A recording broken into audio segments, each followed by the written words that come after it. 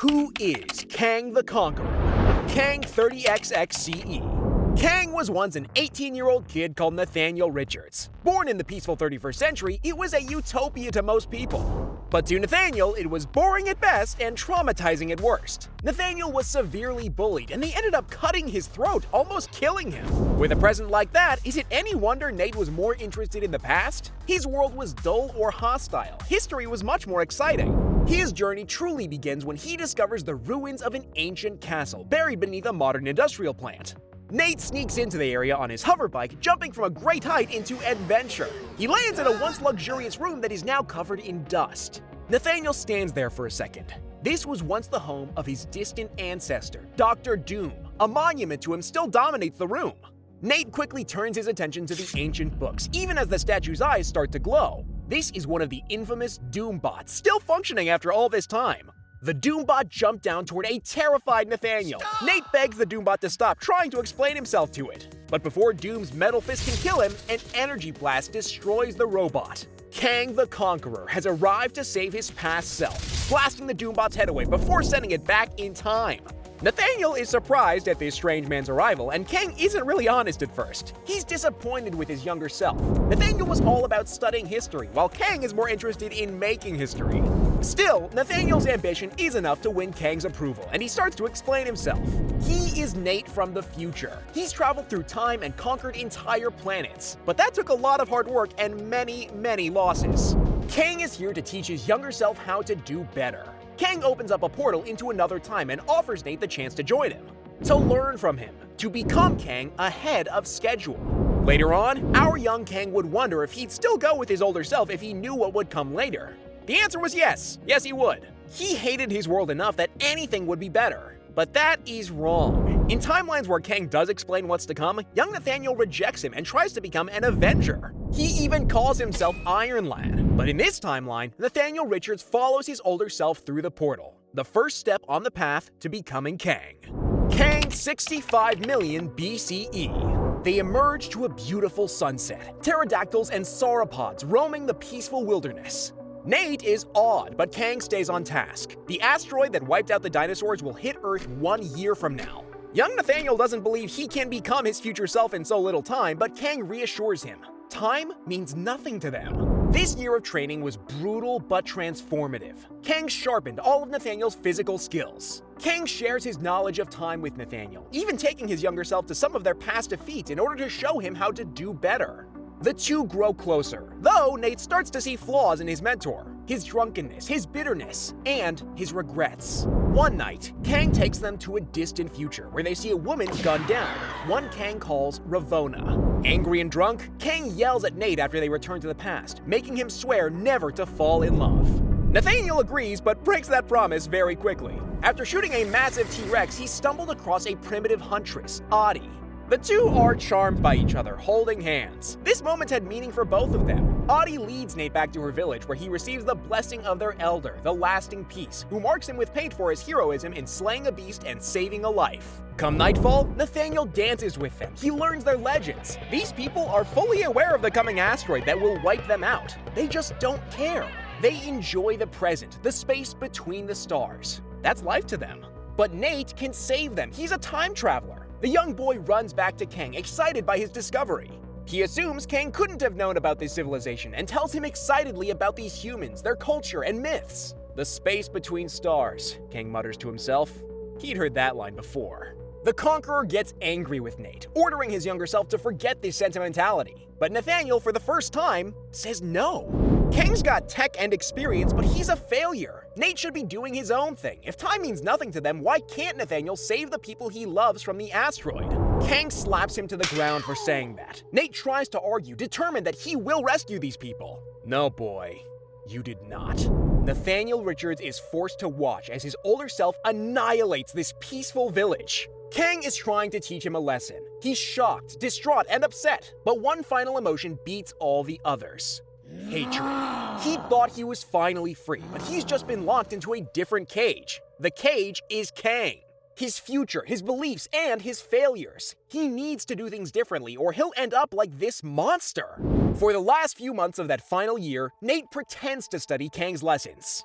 But instead, he plots revenge. Come Doomsday, he knocks Kang out with some drugged alcohol, stealing his suit and leaving his mentor to die. For the first time, Nathaniel Richards is truly master of his own destiny, escaping the Cretaceous era by his own skill thanks to this stolen time travel suit. But in the end, the joke is on Nate. He ends up in the empire of Rama-Tut, the identity his future self used before he became Kang. He cannot escape his own future. Kang 2518 BC. Nathaniel does his best to fight Rama-Tut's minions, grabbing one of their glowing staves and striking back. But his suit is broken and they outnumber him badly. In no time at all, one of the soldiers has a blade at his throat, but a well-armed stranger comes to his aid. Moon Knight, one chosen long before Mark Spector's time. The two escape, with Nate grateful but worried. Realizing what time he's ended up in, Nathaniel tries to tell the Moon Knight there's nothing they can do against Rama-Tut. Nate's got a broken suit and the Pharaoh has a well-equipped army. It's not close to even. But Moon Knight brings Nate to her god, Khonshu, and gives him some encouraging words, even revealing her face and name, Ravonna. At her prompting, Nathaniel takes some time to reflect. Even if Rama-Tut comes before Kang, he's still Kang, part of Nathaniel's cage. The thing he wants to break so badly. Resolved to reject his future self and prove himself a hero, Nathaniel reforges his broken armor into a new form, ready to wage war against his future self. With his technology and Moon Knight's knowledge of the time, they're able to blow up airships before running away. Nate and Ravonna start to fall for each other, growing closer as they fight against Rama-Tut. But just as they are about to finally kiss, Rama-Tut's flying fortress Sphinx finds them. The pair are brought before the Pharaoh, who enslaves them both with his technology, stripping Ravonna's mind and free will away, while he turns Nate into a new Scarlet Centurion. Nate led Rama-Tut's armies into battle against an invading force, the Mutant King Apocalypse and his minions. The battle was bloody and left Nathaniel almost broken, but the pain was enough to overcome the mind control. The Centurion pulls himself across the desert, desperate to have his revenge on Rama-Tut. But Nate's too late. His other self has been defeated by the Fantastic Four. Ravonna, the woman he loved, is dead. There's nothing left for him here. But he has one final option, an ally who can help him gain vengeance on Rama-Tut. Apocalypse. The Mutant King agrees to help, putting Nate in stasis in a coffin. Nathaniel knows the date of Kang's next defeat, so for 4,000 years, he lies there, plotting his revenge on his future self. This time, it's not Rama-Tut he'll be fighting, but a real Kang.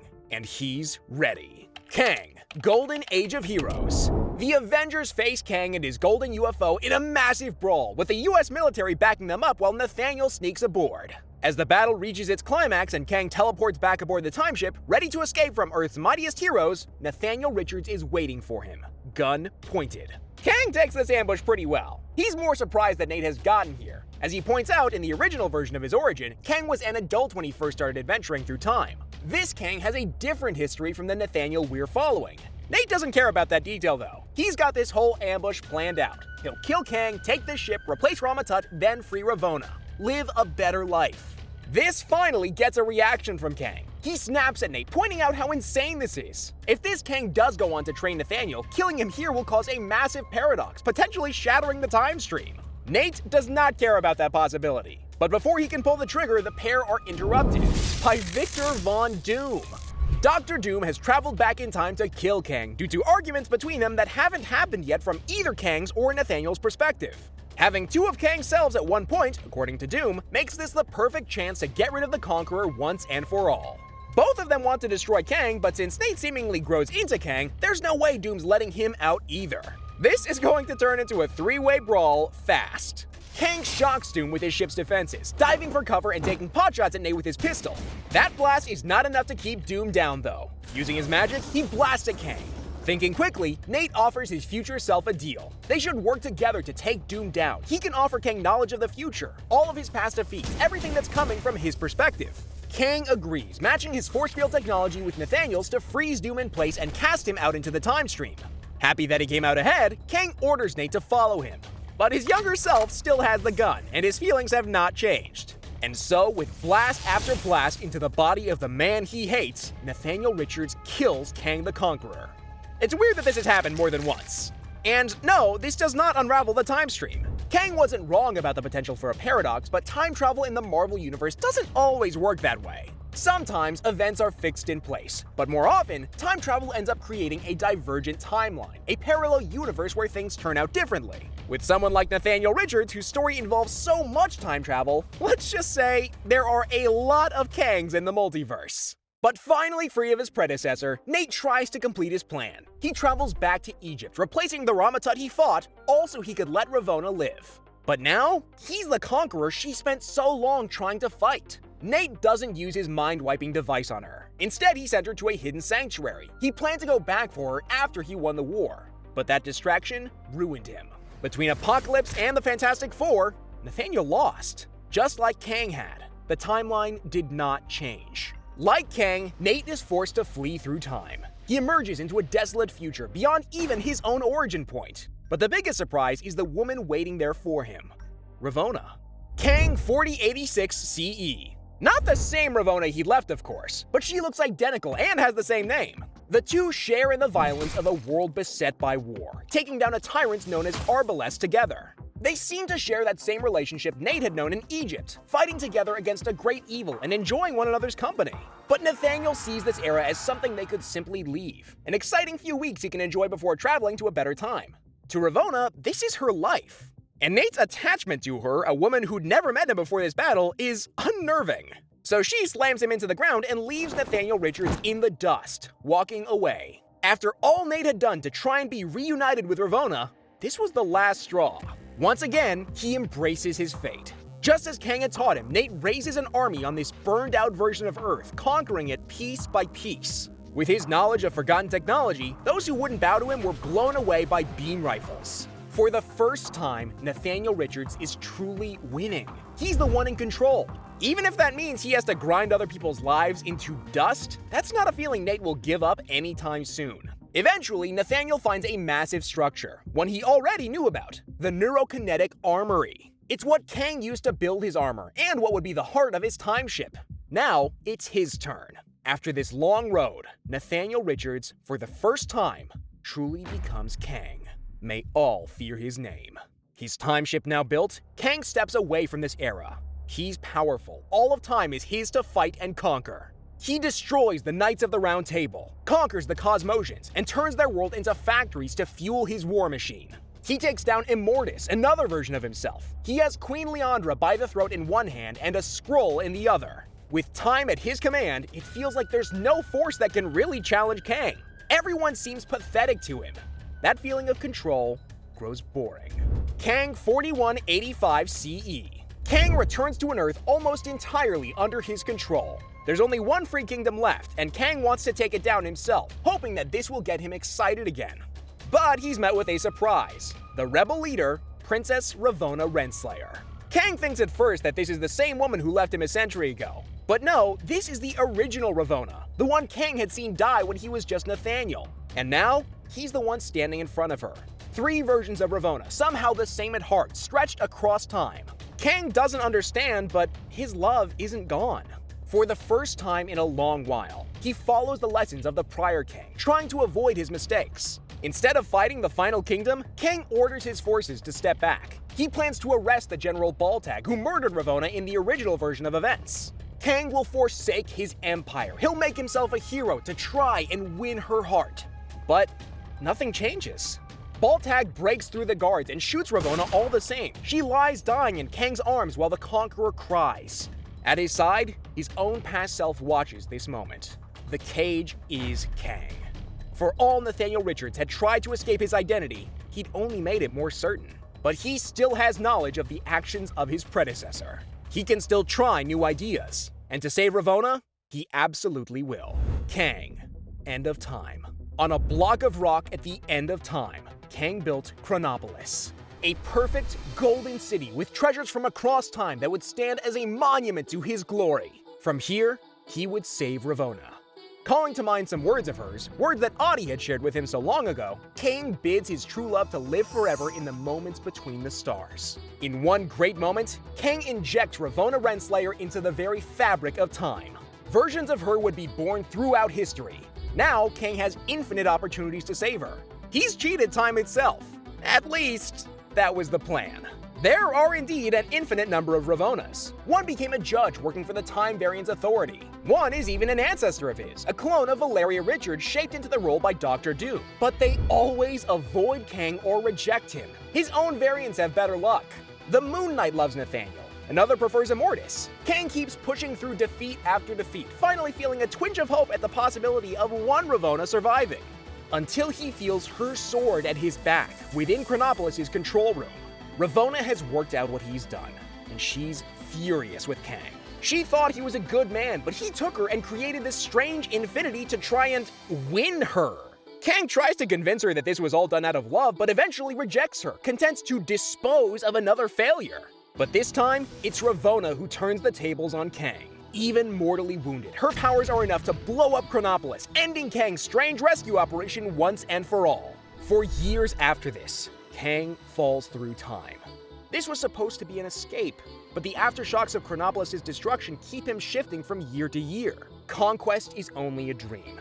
This is when he takes to drinking, trying to forget his woes. He considers ending it all, but is convinced time itself won't let him escape so easily.